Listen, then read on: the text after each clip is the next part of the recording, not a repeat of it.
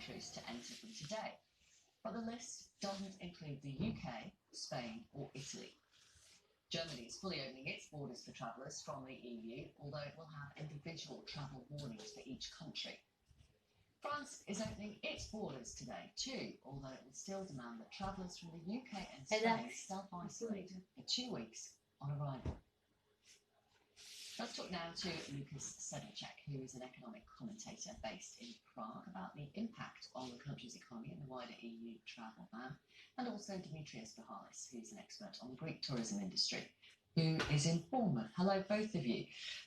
Lucas, let's start with the Czech Republic then, opening its border to European countries using a traffic light system. How is that going to work? It's a system created as a reflection of easing of restrictions or indication of possible infection by European Centre for Disease Prevention and Control as an agency of the European Union. So the Ministry of Health of the Czech Republic is taking the data to discern to which countries is it safe to travel or not. And the way it's going to work is that the Ministry of Health divided Europe into 3 colors and traffic light system into green, amber and red. And most countries are going to be green, meaning that people can travel from the Czech Republic and people from those countries can travel into the Czech Republic as well as tourists. That's most European countries. But then there are amber countries, that's the UK and Belgium.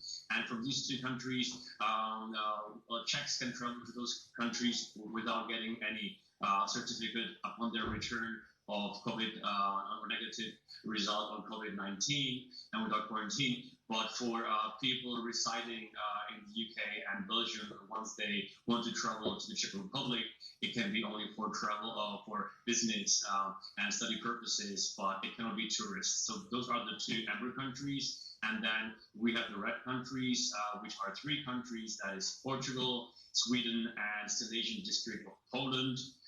From these 3 places, it is impossible to come as tourists into the Czech Republic, and any Czech citizen that wants to visit those countries has to have a COVID-19 negative test once coming back, or to self-isolate in quarantine for 14 days. Okay. Dimitrios, hello to you. What has to happen in the UK, in Spain and Italy for people from those countries to be able to go on holiday to Greece?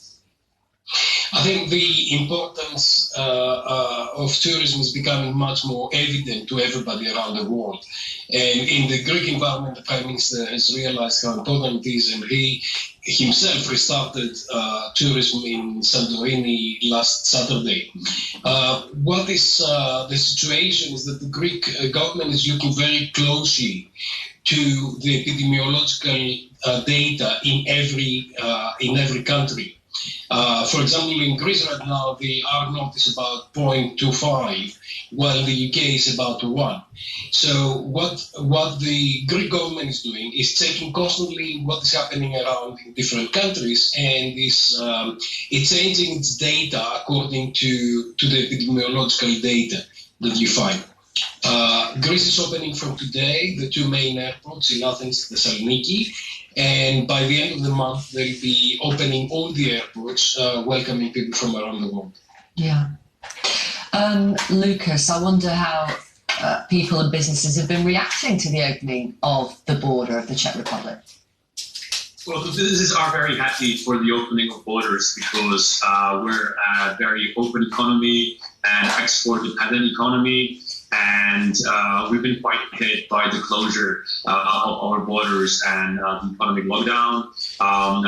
There are now figures that in April it was 33.7% drop in our industrial production, and we're the second most, we're the second highest industry sector in the EU. So it's definitely a big welcome, also because not only from the side of our economy, but also from the perspective of tourism, because there is roughly 7.7% of our GDP is coming directly from tourism or indirectly from businesses or industries associated with tourism. So that's a big welcome. And right now, we have only 5% occupancy rate in hotels, so it's like totally empty. So all those services when it comes to hotels, accommodation, and restaurants are pretty much looking forward and hopeful that with the easing of borders today, there will be hopefully a large influx of tourists, or at least some considerate amount, I would say, with businesses. And Dimitrios, Greece has done absolutely brilliantly in controlling the virus compared to many other countries. I wonder if it's a real cause of frustration, but it might be amongst the economies hardest hit, though, because Greece depends so much on tourism. You're absolutely right. Up to now, Greece only had 183 victims of the COVID. People who have died, while other countries had more than 30,000. And that gives a sense of responsibility and a sense of success for the country.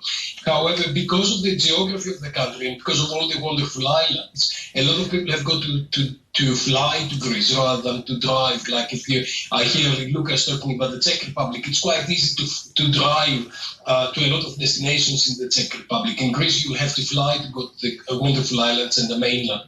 And that may be an issue for people who are traveling. Increasingly, Greece will be opening a lot of all the destinations, and increasingly will be welcoming more people from different parts of the world.